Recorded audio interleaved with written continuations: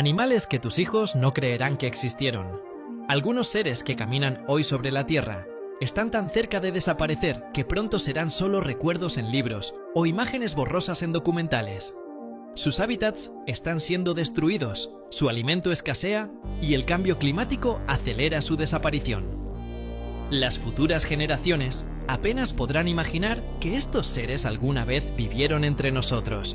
Si no actuamos ahora, se convertirán en leyendas.